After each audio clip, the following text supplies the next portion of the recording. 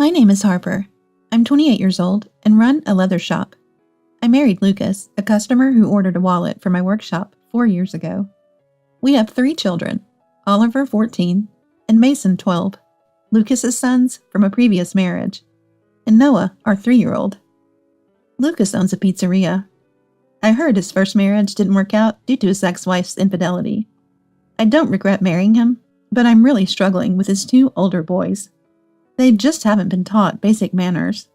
Things like table manners and folding their clothes neatly. I've tried teaching them, but they don't listen, not seeing me as their mother. Thankfully, there's no sibling rivalry, as they both adore our youngest, Noah. Oliver and Mason eat a lot, so it's helpful when they play with Noah while I'm cooking. But beyond that, they seem to harbor some hostility towards me. Their speech and thought patterns are just like their father, Lucas. I thought I was marrying a reliable leader before our wedding, but he became more commanding after we tied the knot. He must have always been self-centered. Since Lucas talks to me in such a manner, the kids probably think it's acceptable. Lucas comes home late, so the kids eat dinner before him. I'm teaching Noah how to use a fork and spoon, but Oliver and Mason complain about it. Noah, you don't need to learn the correct way. As long as you can eat, it's fine. That's right, you can't eat like me with any style. This makes it hard for Noah to practice. For Noah, holding it correctly looks cooler. In private, I encourage him, and we continue practicing slowly. However, the one thing the kids look forward to is Parents' Day at school. They seem proud to have a young mom. They check what I'll wear and how my hair will be styled for Parents' Day. After it's over, they wait for me and make a show of our close relationship, but in a soft voice. We call you Mom, but we don't consider you our mother, they always say. I reply, okay, I'll keep trying until you accept me. I plan to raise them equally with Noah. Lately, Oliver, maybe in his rebellious phase, seems to disdain me, almost like he sees me as a servant. I feel a growing distance between us. Initially, I tolerated it, as typical teenage behavior, but it became too much, so I talked to Lucas. Hey, Oliver's defiance is getting out of hand. Am I supposed to do something about it? He replied, showing his usual disinterest. Frustrated by his attitude, I still insisted he take it seriously, as it's about his son and our family. Tired of my talk, Lucas said, I'm going to bed, and tried to leave. I quickly told him about Oliver's behavior. When I try to eat with him, don't come near me. Don't talk to me, he says. He also tells me, I have a real mom, so stop acting like one. And Mason copies him, which hurts. Lucas just nods while looking at his phone. Listen to me and think about it, I insisted. I am listening. Stop nagging. You're worrying about this shows you're not a real mom. If you think you're a mother, figure it out yourself. Parenting is a mother's job, right? Parenting is a responsibility of both parents. Lucas clicked his tongue and said, You make this home uncomfortable. I come home tired and need relaxation. Maybe you should let their real mom take them. As he headed to the door, I asked where he was going. To my woman's place. You knew, right? Are you cheating? I asked. You didn't know? How much do you trust me? You're so naive. He laughed, then left. That only added to my confusion and worries. Lucas didn't come back after that. Oliver and Mason continued their defiance. I searched online for how to deal with rebellious teens and tried to avoid the listed don'ts. Don't react to every reaction. Keep a watchful distance. I stuck to these. While working in my workshop, I pondered what to do about Lucas and the boys.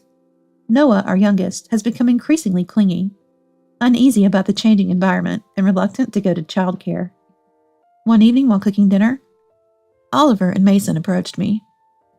We heard our dad say our real mom wants to take us back. Dad said that? I don't know. Then Mason, looking happy, said, Big brother contacted Dad and arranged to meet our real mom today, so we don't need the dinner you made. We're going to our real mom's place. You're pitiful, abandoned by both Dad and us. I wanted to respect Oliver and Mason's desire to meet their real mother, but I mentioned they needed Lucas's approval. Dad said to decide after meeting our real mom. We'll eat tonight and leave with our stuff tomorrow. I realized that Lucas, Oliver, and Mason had already discussed this. You're pitiful, abandoned by both Dad and us? Deeply hurt me. And so, Oliver and Mason left to meet their real mom. The repeated mention of our real mom made me lose all confidence as a mother. Hours later, they returned, seemingly overjoyed from their meeting, too excited to even notice Noah talking to them. They were so excited about their mothers that they could not hear Noah when they spoke to each other, and they began to pack their bags. I asked Oliver, "Are you going to live with your mom? When will you come back?" Perhaps my question hit a rebellious nerve, as Oliver ignored me. Mason said, Mom wants to live with us. She'll ask Dad to let us stay with her forever. Goodbye. I contacted Lucas, likely living with his affair partner, to ask if he knew and consented to the boys living with their mother. Lucas revealed that his ex-wife had long wanted the kids back, and he thought it was best to let them choose. Feeling everyone involved wanted this, I told Lucas. "Understood," I said. When I spoke to Lucas after a long time, he was calm. I wanted to confront him about living with his affair partner and our future. Lucas' response was, "Oh, I was planning to come home and talk about this. I'm living with her now. She's pregnant, so I'm taking responsibility. Let's get divorced." Pregnant? Divorce? I was overwhelmed by loneliness. My cherished family had long been broken. To Lucas, Oliver, Mason, and even their mother, I was just disposable. My mind went blank, tears uncontrollably flowing.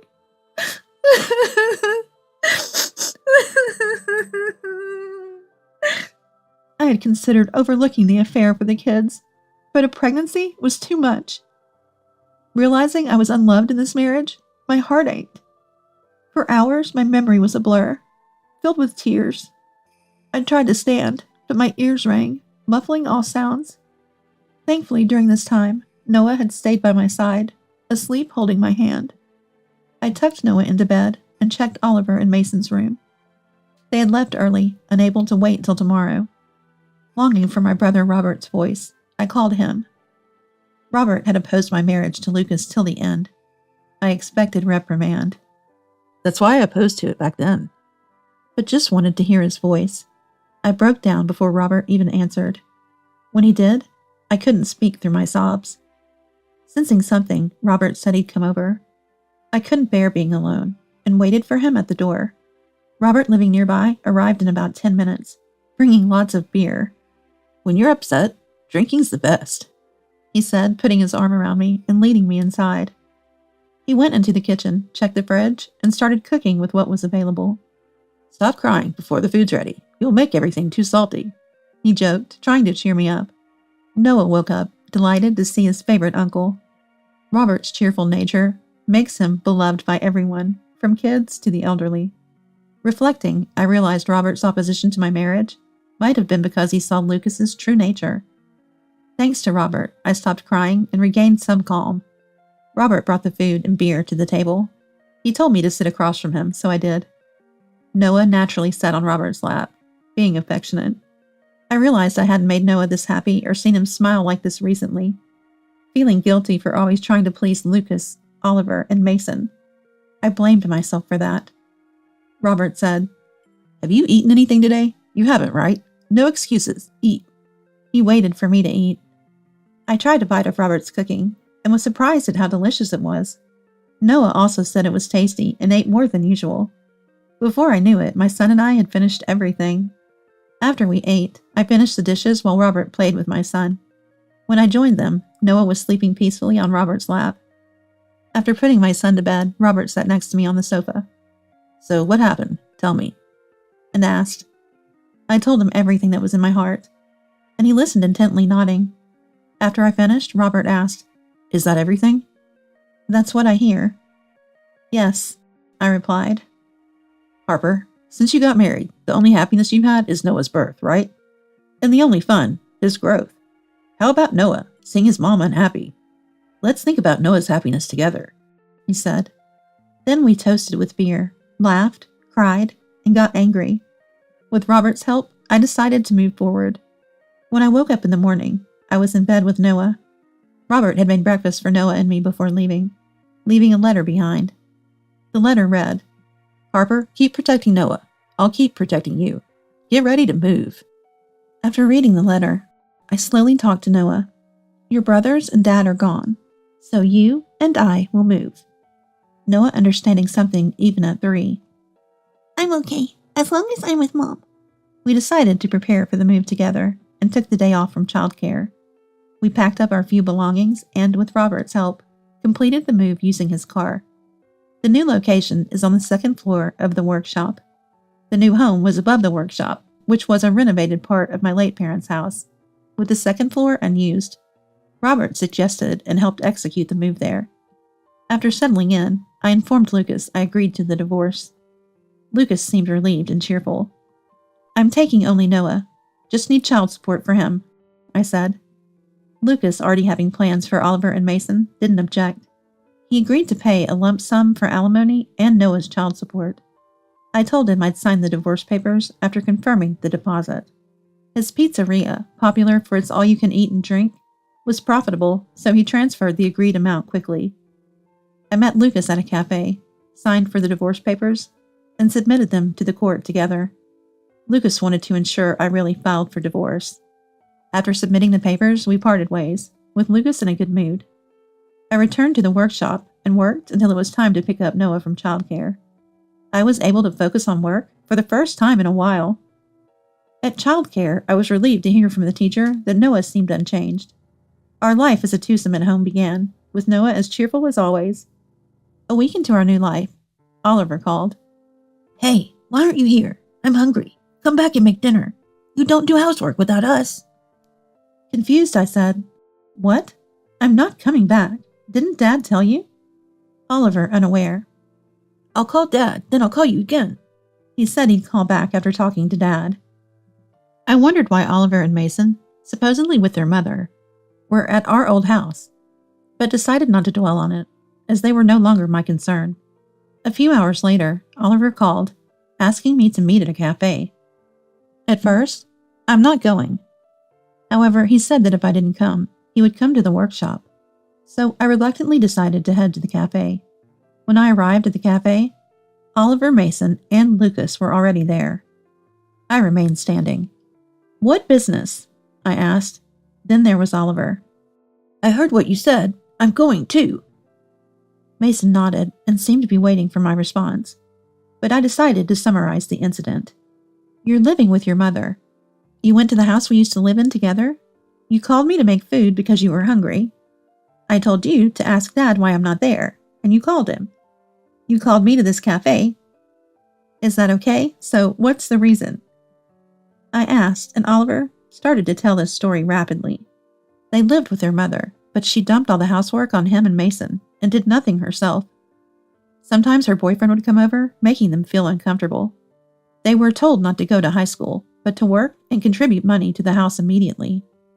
Regretting their decision, they ran away from their mother's house and returned to their old home, only to find it messy with laundry, dishes, and trash everywhere, leading him to call me in frustration.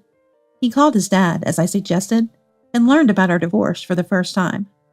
Lucas said, Your mother hasn't changed, but you two wanted to live with her, right? Oliver got angry at Lucas for not telling them about their mother's true nature, saying he wouldn't have left if he had known. Lucas laughed at Oliver's anger. My current wife hates housework too, and it's a disaster.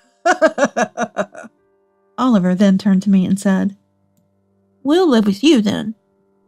I laughed and replied, No way, you guys have changed your surname, haven't you? Didn't you know? Oliver was stunned. Well then, there's nothing more to talk about, so I'm going home. When I tried to leave, Lucas said something unbelievable. Let's go back to the original family. Harper, you and the boys can come back. I'll kick out my current wife, since she's unfit. Oliver and Mason looked at me expectantly, waiting for my answer. After sighing, I said, I only need Noah as my family. Remember what you did to me? Can you really say that after recalling everything? Who would want to return to that hell? And finally, with more anger than I expected, I said, Enough of your jokes. Now it's my turn to leave you behind. I left the cafe. As the door closed behind me, I heard the sound of glass breaking, Oliver's yelling, and Lucas shouting, Stop!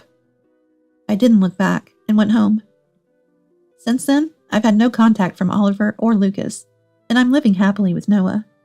I asked the cafe owner what happened after that incident. The police came due to the family fight, and both father and son were taken away. The owner billed them for damages and got paid. I also learned about Lucas, Oliver, and Mason's current situation. Lucas apparently cheated again and left home. He ran his business poorly, causing food poisoning, and had to close down. Oliver and Mason went back to their mother. Lucas's new wife, who was after his money, disappeared when the money ran out. Her pregnancy was a lie. Thinking about how I was once part of such a troubled family makes me shudder. I could only be grateful to Robert for rescuing us. Thank you, Robert.